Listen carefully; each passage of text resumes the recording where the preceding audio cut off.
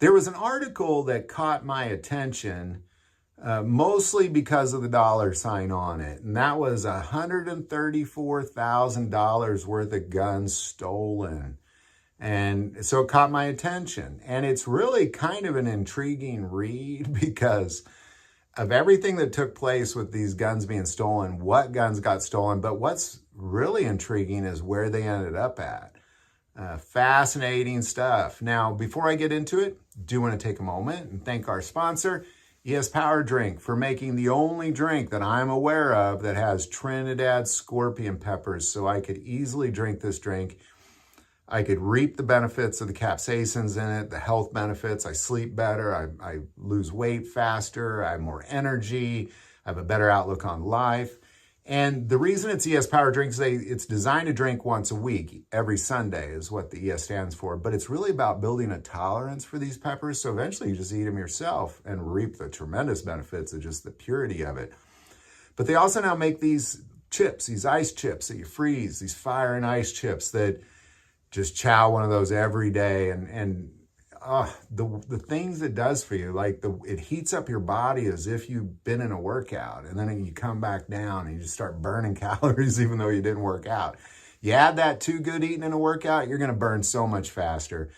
So I'm going to highly recommend it. They have little combo packs for all this as well. That link is below. All right, now what are we getting at here? Well, where these guns were stolen is $134,000 worth of guns were stolen from a gun museum in Australia. Now, I want to remind you that Australia has extremely strict gun laws. You're not allowed to own guns at all. Like, unless you're a farmer and you kind of need it, you know, for like wild animals, or if you are a sportsman, like if you're an Olympic shooter, for example, or if you're a cop or in the military, and that's about it. That is about it. And it was really a couple decades ago that everybody had to turn in their guns. The whole country just turned in your guns. And everybody did. They just turned in their guns. And that was the end of it. Or was it? You know, because guns are still circulating. And here's what's fascinating about the guns that were stolen from this museum. There was only 27 of them. So you got $134,000 worth of guns, and it's only 27 guns. And what you had was most of these guns are functional guns, and all of them, according to authorities, can become functional. Some of them coming from the late 1800s, World War I, World War II, and even modern guns as well, because, you know, they can't go check out modern guns themselves, so they can go to a museum and look at modern guns.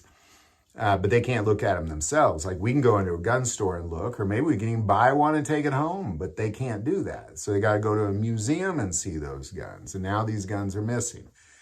Now, 27 guns, big deal. The dollar sign, that is a big deal. But really the reason I decided to make this video is where the guns ended up. Because according to authorities, the #1 currency of organized crime in Australia is firearms.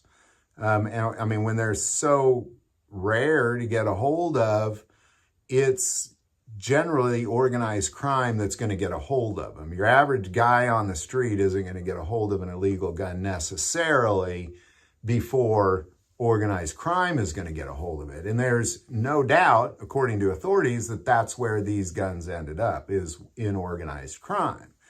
Now, this kind of fascinates me for a couple reasons. Number one, it just shows you that it doesn't matter how many gun bans you have, criminals are going to get a hold of guns. If you ban guns like they did in Australia, the good guys don't have guns, the criminals do.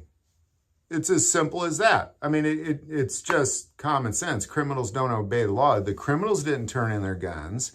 And if a criminal is involved in organized crime, he's clearly not turning in his gun at all.